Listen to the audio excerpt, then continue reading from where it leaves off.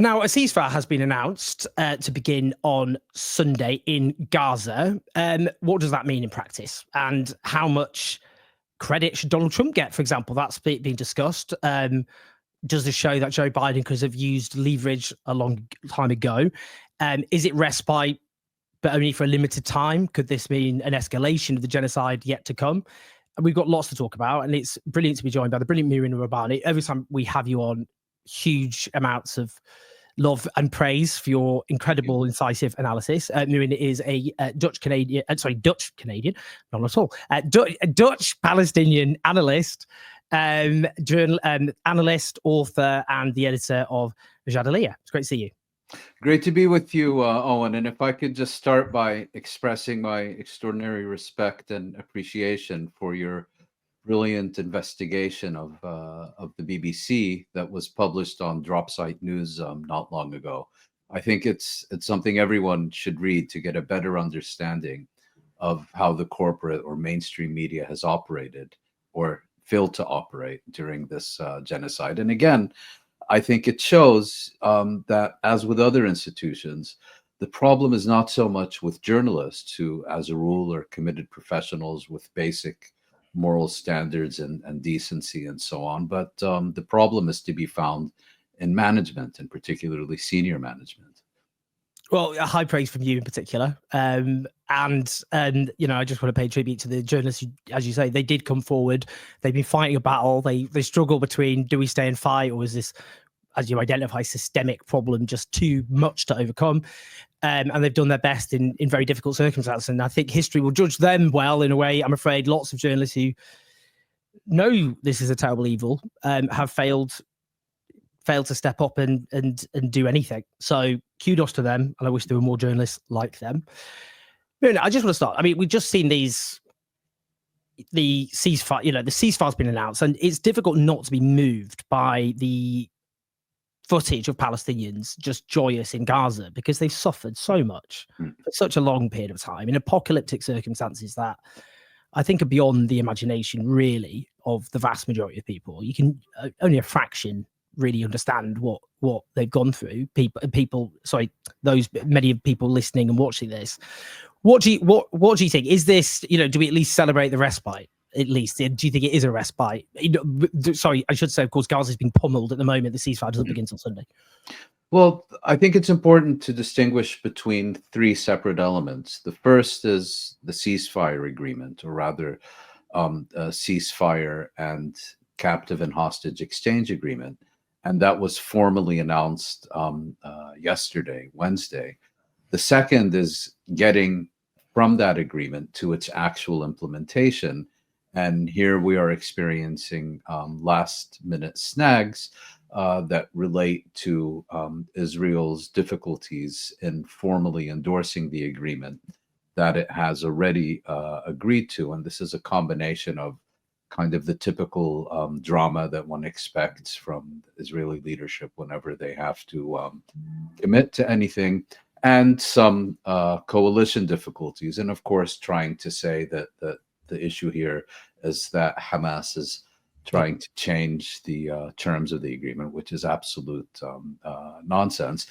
And then the third is that this is not a comprehensive agreement, in the sense that it lays out a series of steps that the various parties will take upon its coming into force that will immediately result in a cessation of hostilities, comprehensive exchange of captives and hostages, and so on. But rather, it is a phased deal in which the second and third stages remain to be negotiated during the implementation of the first stage. So that's a kind of long way of saying there's a lot that can still go wrong.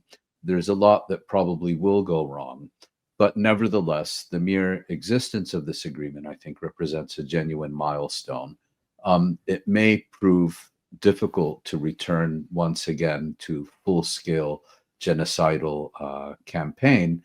But, you know, even if only the first stage is implemented over the course of 42 days, given what the Palestinians in the Gaza Strip have gone through, which really is beyond words, and I suspect we'll learn a lot more if and when foreign journalists are able to enter the Gaza Strip as well and basically corroborate everything that we've been shown and told by Palestinian journalists of the Gaza Strip over the past 15 months. I mean, you know, even a day's respite, I think, would be significant at this stage. But I would say we now have an opportunity to bring this to an end. Of course, it doesn't address issues of accountability of the underlying political questions and crisis and so on.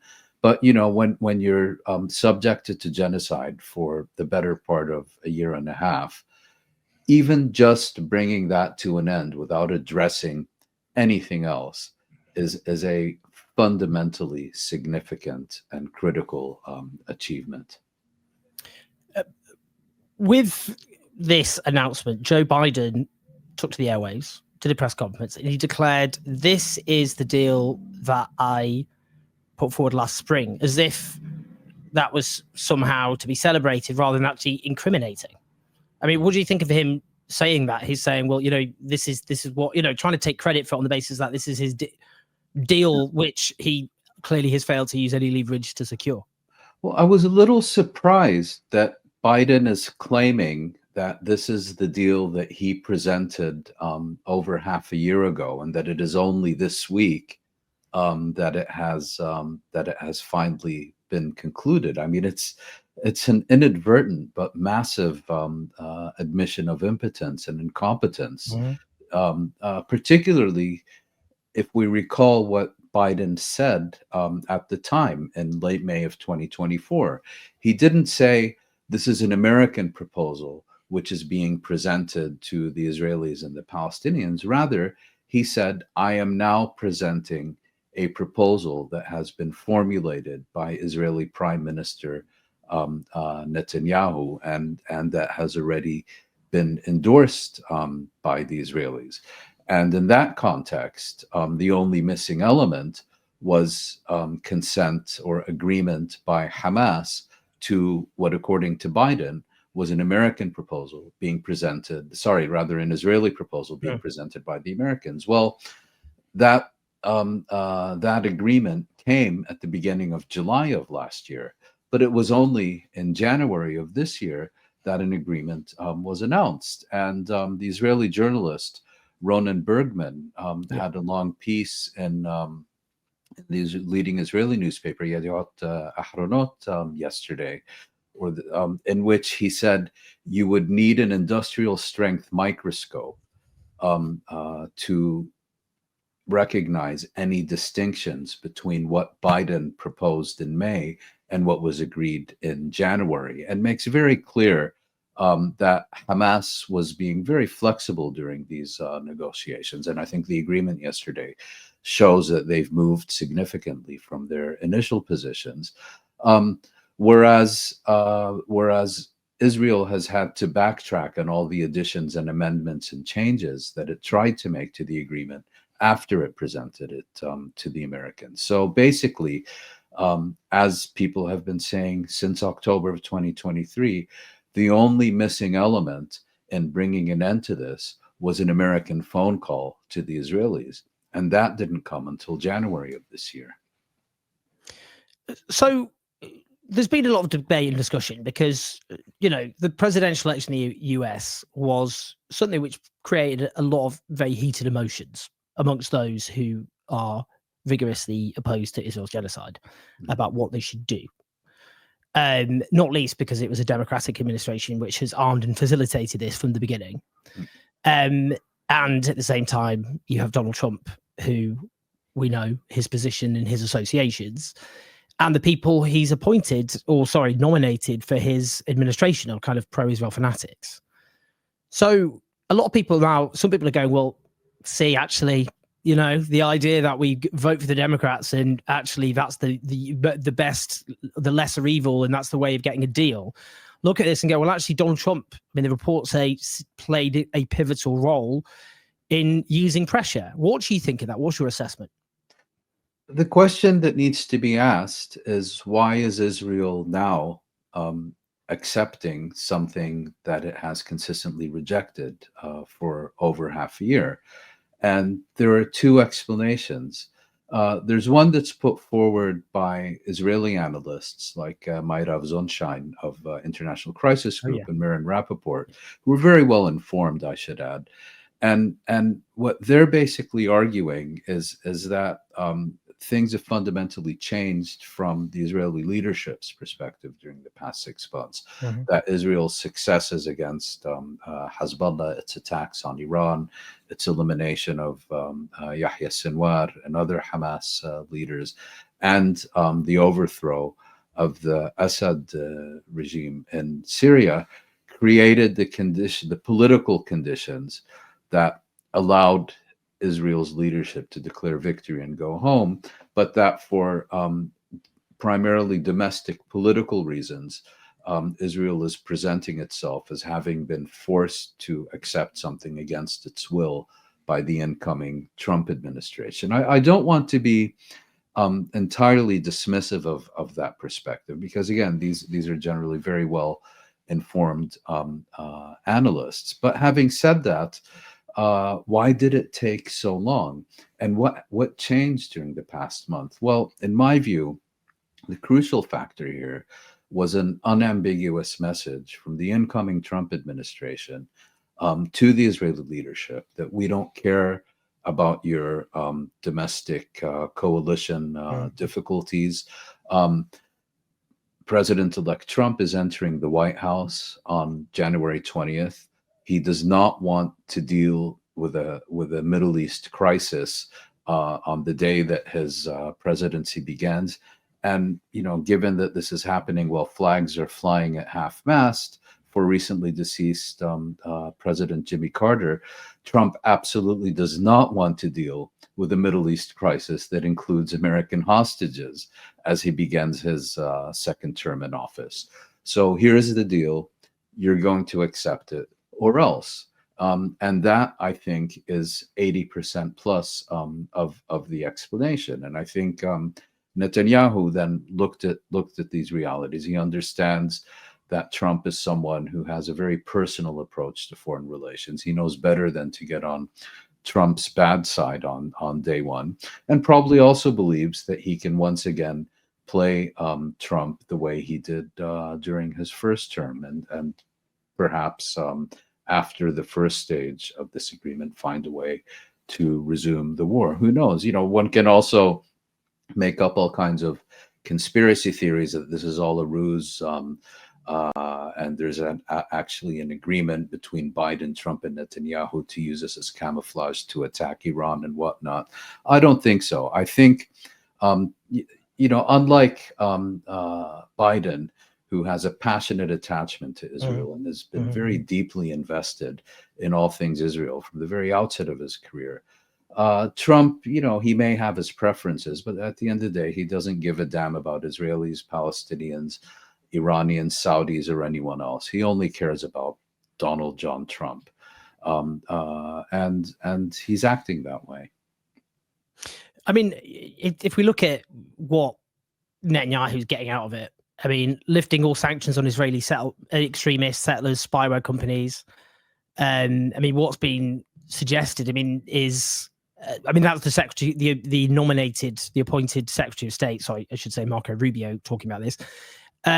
It's also believed, the West Bank, maybe a carte blanche for land thefts. And actually, we know that for the Israeli state, the real prize is the West Bank. I mean, that's why they militarily disengaged from Gaza in the first place, wasn't it? It was because, we'll take the West Bank, guys.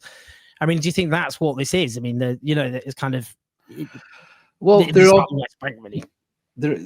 The problem here is that there are all kinds of reports, but very few confirmed facts. And the other question we need to ask is, what would be different if this deal wasn't reached? I mean, if you look at the past 4 years, Israeli land theft in the West Bank has reached unprecedented size and scale, with zero consequences except for a few settlers and settler organizations who can be counted on the fingers of an amputated hand being sanctioned by the U.S. and then the EU. I mean, what I do find interesting is if we go back a few months to the ceasefire that was concluded in Lebanon, apparently Israel insisted that France had to make a clear statement against the International Criminal Court in order to be permitted to be part of this agreement. And at the time, French President Emmanuel Macron came out and made some noises to the effect that Netanyahu would not be accepted, would not be arrested on French territory or something to that effect. Now, in the past week, we've had the Polish prime minister and now the Italian government making similar noises, and it would be interesting to learn what, if any, commitments the incoming Trump administration has made to the Israeli government, basically about consigning the International Criminal Court to the dustbin of history. As far as these other issues that are concerned that you raise, whether it's the West Bank, Iran, the additional Syrian territory that's occupied now by Israel, or pushing more energetically for Saudi-Israeli normalization. I haven't seen anything concrete. It's entirely plausible that there were informal arrangements or commitments from the White House to Israel in the context of this agreement. But having said that, and I do believe that for Trump, it was a very simple calculation: no crisis on January 20th, and all other issues will be dealt with subsequently. Because isn't the big prize would be, from Trump's perspective, if you look at Trump Social, where he lauds this deal, he talks about getting the hostages home. Yes. So as soon as that, if that happens, we get to the stage where we're talking about the Israeli hostages. People should also, of course, be talking about Palestinian hostages, people who are detained without charge, including children, under the most barbaric circumstances, with the crime of war, the crime against humanity of forced disappearance. But the Israeli hostages who've been taken back and of course should be returned to their loved ones. That as soon as the last hostage goes back, then would Trump be, in theory, just relaxed about Netanyahu just waltzing back in and blowing up what, but carrying on the genocide? Well, that may well be the case, but that's also why when Israel insisted on this being a phased or staged deal, that not all captives and hostages will be released during the first phase. I should also point out that there are a number of hostages and captives, I'm not sure of their exact numbers, but I think it's in the single digits, who are U.S. citizens and not only Israeli citizens.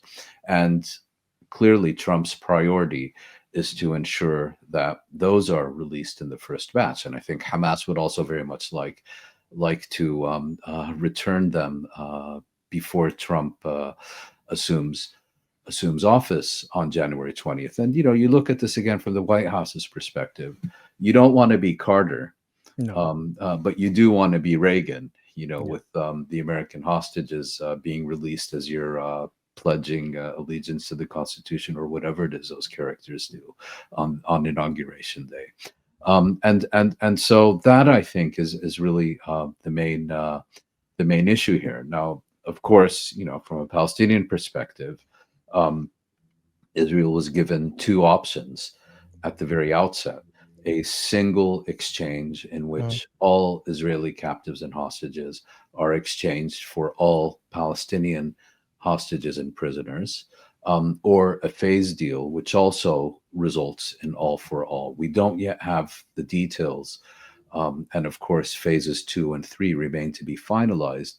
But at this stage, it does not appear that the Palestinians have achieved that goal of retrieving all Palestinian prisoners and hostages in exchange for releasing all the Israeli captives and hostages. Just in terms of, where we're at, it was very striking that Secretary of State Antony Blinken, in a throwaway comment, said that Hamas had recruited almost as many militants as they'd lost. And from the very beginning, if you listen to Joe Biden's interviews, when he was specifically asked, does this need, the war aim is the total the total elimination of Hamas? He said yes.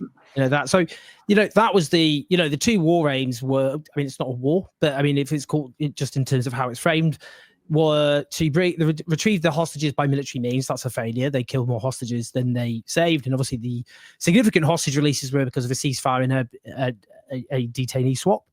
And then the other is to eliminate Hamas, and obviously, I mean, I just think that itself is, this is what the most confessed crime in history. But they've just said, because if the whole rationale for this just mass slaughter with all the depravity would be, well, the end would be the end of Hamas and peace and all the rest of it. But if that's then removed, then all you've got left is just mass slaughter for the hell of it. Almost, there's no purpose to it. So what do you think about? Because I just think it's so extraordinary how he just said it casually. It was like and it hasn't received the media attention it should have done, which is they've just said that Israel's main so-called war aim has failed. It's null. It's void. Yeah. Well, I think we need to also go back to October 23 and recall that at the time, Israeli as well as U.S. and to a certain extent European officials as well were saying there will be no negotiations, and there certainly won't be any agreement. Israel will achieve its objectives through the application of brute military force, and that's the end of it. That, by the end of November, that had changed with the first agreement, and now the idea that Israel can achieve any of its objectives without an agreement and without negotiations is an illusion. And the other element, of course, was that Hamas would be removed from power by force. And it's telling that what's been revealed so far about the agreement yesterday doesn't mention anything about post-war governance and administration in the Gaza Strip. And so there is another Israeli failure. But getting back to Blinken, I think there's two ways to look at his statement. The first is it could be considered a pretext or justification for an Israeli resumption of its military campaign in the Gaza Strip after the first stage, on the grounds that, well, there are just as many Palestinian militants as there were in October. And Israel needs to eliminate the military threat or whatever. But another one is, yes, an inadvertent admission of not only tactical but strategic failure.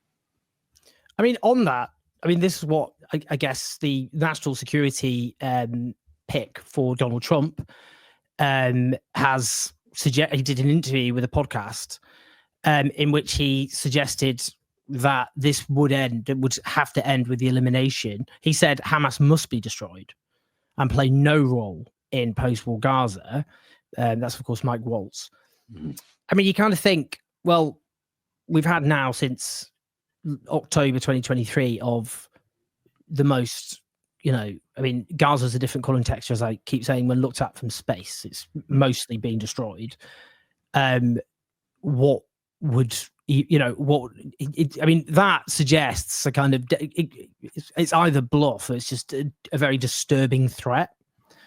What do you think when you hear that? Do you just think it's just what he said? We've been clear that Gaza has to be fully demilitarized, but Hamas has to be destroyed to the point that it cannot reconstitute, and that Israel has every right to fully protect itself. Well,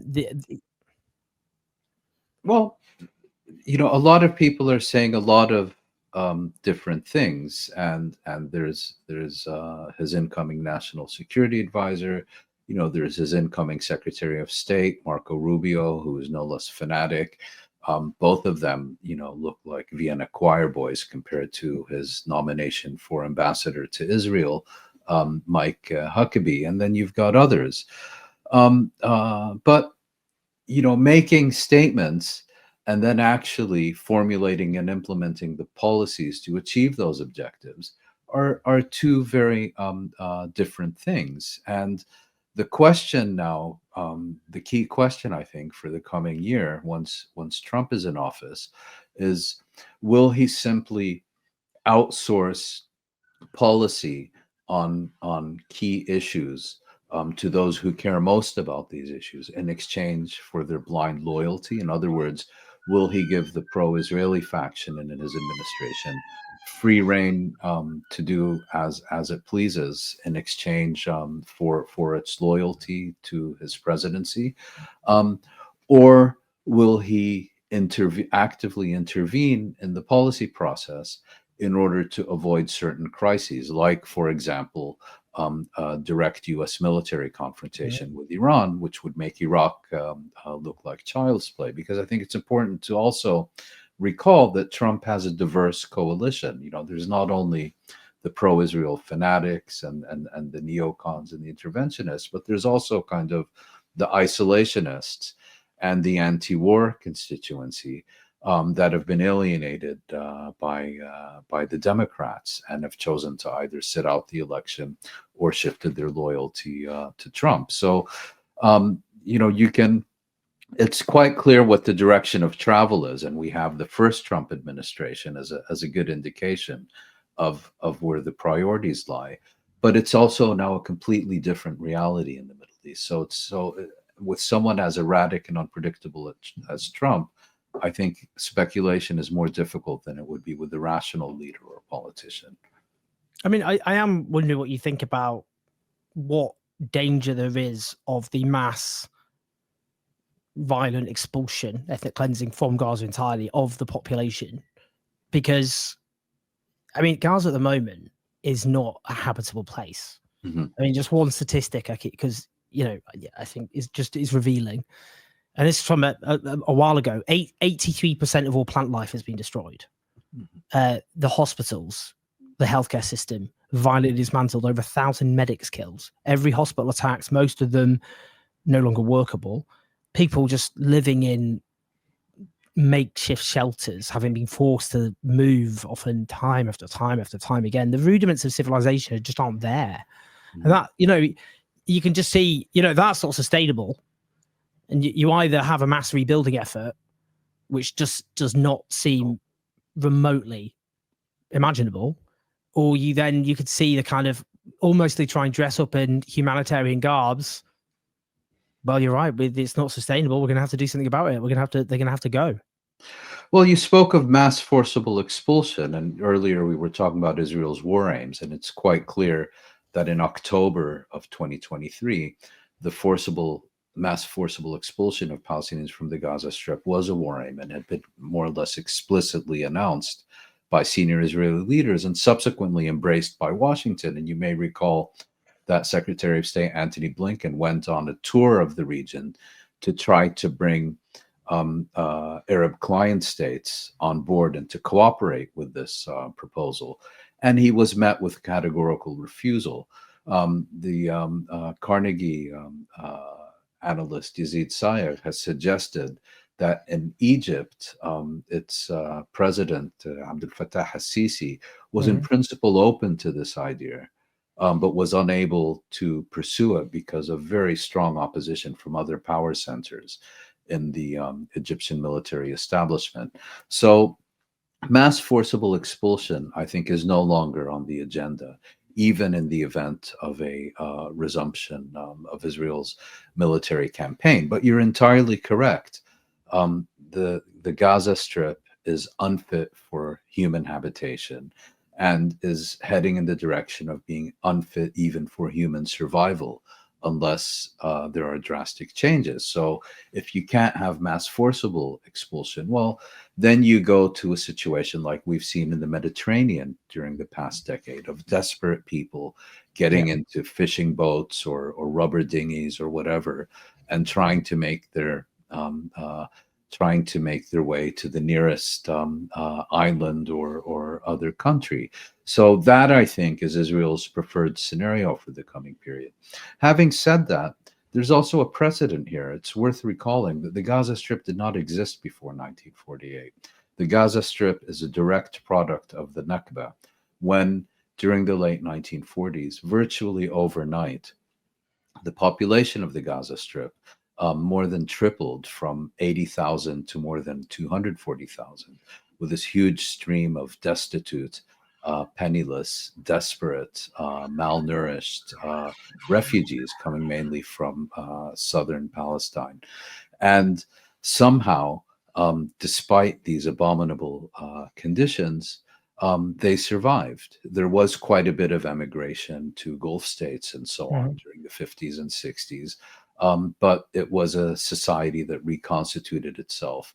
And to a certain extent also managed to thrive and develop. So I would certainly not underestimate the extraordinary resourcefulness of Palestinian society in the Gaza Strip, particularly if, as the society was assisted by UNRWA, starting in the late 1940s, if there is a similar international effort in the coming year or two, the society has a chance to reconstitute itself. Israel will do everything possible to prevent that opportunity.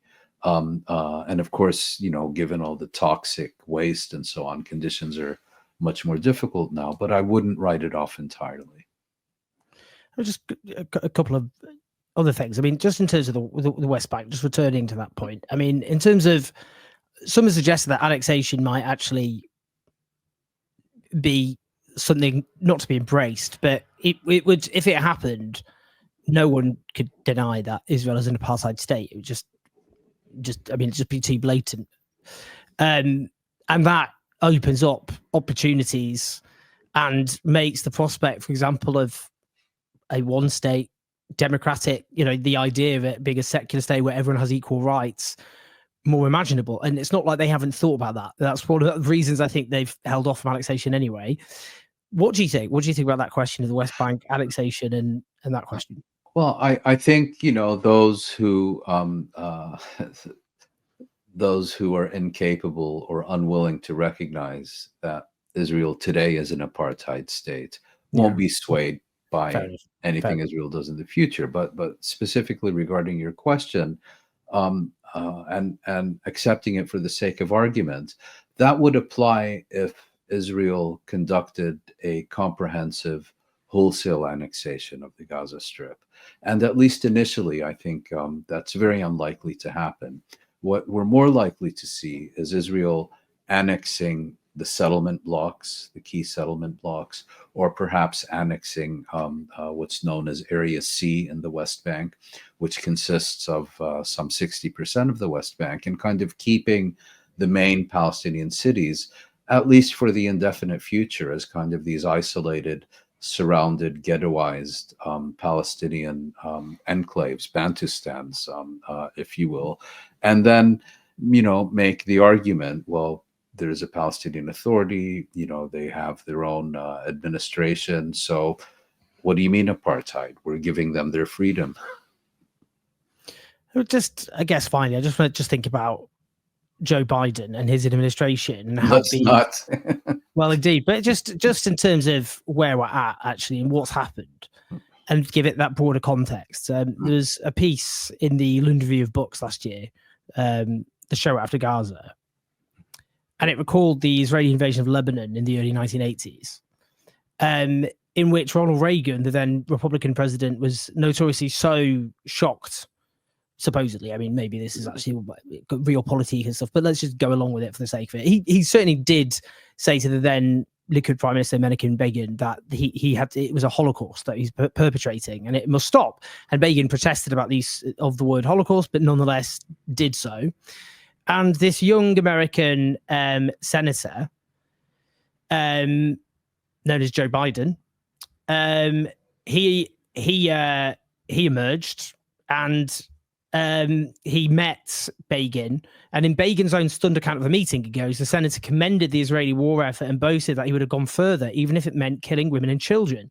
Begin himself was taken aback by the words of the future US President Joe Biden. No, sir, he insisted, according to our values, it is forbidden to hurt women and children, even in war. This is a yardstick of human civilization, not to hurt civilians. Well, I mean, Israel was not doing that at the time, and if that's the yardstick, where does that leave Israel today? I guess my point is just, I don't know, more broadly, it's just I think when people look, for example, take Assad, just give Assad as an example, because a lot of people recognize that Assad is a mass murdering monster, even though he had this slightly, I don't know, he didn't have the demeanor, did he? It's like the banality of it. He didn't have that demeanor. And Joe Biden had this folks, and a lot of people still, the West can't see itself as the world sees it kind of thing. But just Joe Biden as a figure, he in the mid 1980s stood at Congress and said, Israel is the best investment, however many billions that the US has ever had. And if it didn't exist, we'd have to create it. It's this combination of Israel being a crucial strategic asset, and Palestinian life having very little worth at all. And there's just been this game since last October, hand-wringing occasionally and all the rest of it for domestic political purposes and to deflect criticism because of the ever declining moral standing of the United States board. I just wondered just Biden, the phenomenon, if you like, and what we've gone through in this period. What people in Gaza and so on have gone through. Yes, well, I'd like to make 2 or 3 points. First, regarding this anecdote from 1982, it's unclear to what extent this was concocted by Begin for his own purposes, to what extent it's accurate. But what's often left out of the accounts of the phone call between Reagan and Begin is that preceding that, Reagan received a phone call from then Saudi Crown Prince Fahd, basically telling Reagan that Israel's onslaught, the firebombing of Beirut, was putting pro-Western Arab leaders in an increasingly difficult position. And that was ultimately what, more than anything else, motivated Reagan to call Begin and tell him it has to come to an end. Oh, yeah. And it's a fundamental distinction between 1982 and 2023-25, where here, what we've seen from the Arab states and the Arab state system has been absolute and total inertia. Yeah. And it's something that hasn't been discussed enough, because I think without understanding the total inertia, and in some cases the active complicity of Arab states and governments during this genocide, we can't properly appreciate not only the extent of Israel's actions, but also the depth of U.S. complicity. Because there hasn't been any restraint. Their interests haven't felt threatened, and so on. So I wanted to make that point. Second one, regarding Biden, he does come from this generation of American politicians who, as you indicated, Israel is seen as a vital strategic asset. Very deep racial animosity to Arabs and Palestinians in particular, I think, which is since September 2001, also come layered with an extra dose of Islamophobia. But I think, it's very difficult to conceive of any other president, even his immediate predecessor, Trump, who would have been as thoroughly, unconditionally, uncritically supportive of Israel as Biden has been during the past 15 months. Whether it would have been Reagan, Clinton, Obama, you name it, there would have been, let's say, a threshold. There would have been a limit to the support they would have been prepared to offer Israel for whatever opportunistic reasons. With Biden, we never reached that point. And it got to the extent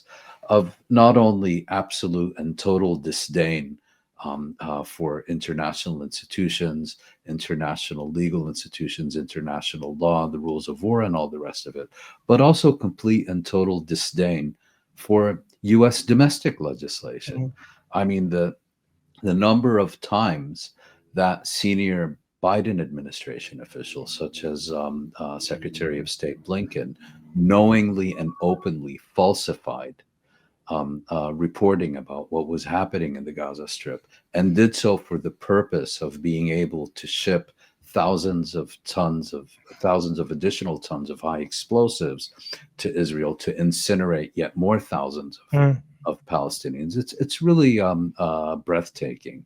And I think this administration's enduring legacy will be not only the genocide in the Gaza Strip, but effectively putting the final nails in the coffin of what they refer to as a rule-based international order, constructed perhaps more by the United States than any other state during the second half of the 1940s.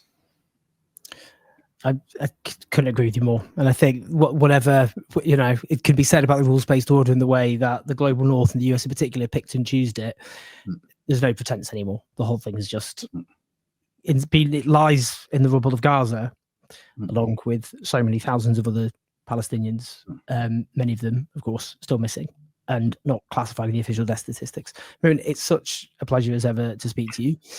Pleasure was all mine. Thank you. So much wisdom, so much to think about. For everyone, please share the video, press like, subscribe, leave comments. Good for the algorithm. More people listen, engage. That's of course the point. But I really appreciate it. Thank you so much as ever. Thank you.